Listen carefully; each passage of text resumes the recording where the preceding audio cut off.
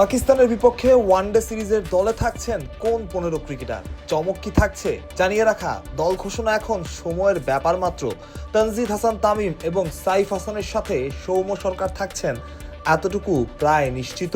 West ইন্ডিজের বিপক্ষে বাংলাদেশের সবশেষ ওয়ানডেতে 91 করেছিলেন সৌম্য, সেটাই বিবেচনায় হয়েছে। অন্যদিকে সব ঠিক থাকলে ফিরতে যাচ্ছেন লিটন দাসও, তবে তার ব্যাটিং পজিশন কি হবে তা নিয়ে আছে প্রশ্ন।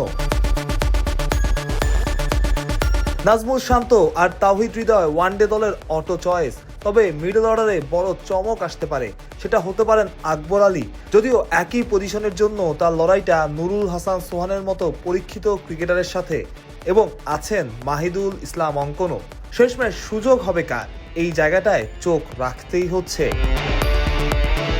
মেহেদী হাসান মিরাজ আর রিশাদ হোসেনের সাথে স্পিন ডিপার্টমেন্ট সামলাবেন কে?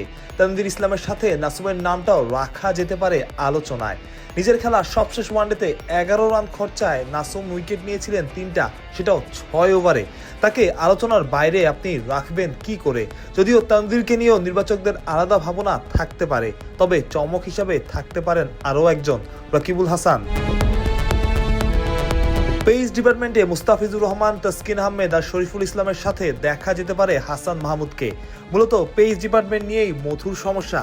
এই চারের বাইরে তানজিম সাকিব আর নাহিদ রানার মতো পেসার আছেন, যা দলের পেস ইউনিটের শক্তি বোঝায়। পাকিস্তান সিরিজের 15 আসলে কারা? যেমন হতে পারে দল: অধিনায়ক মেহেদী হাসান মিরাজের সাথে তানজিদ তামিম, লিটন দাস, সাইফ হাসান, সৌম্য সরকার, নাজমুল শান্ত, তাওহিদ হৃদয়।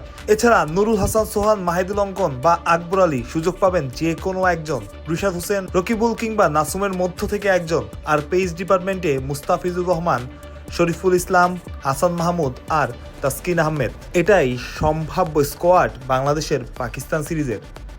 প্রত্যয়, বিডি ক্রিক টাইম।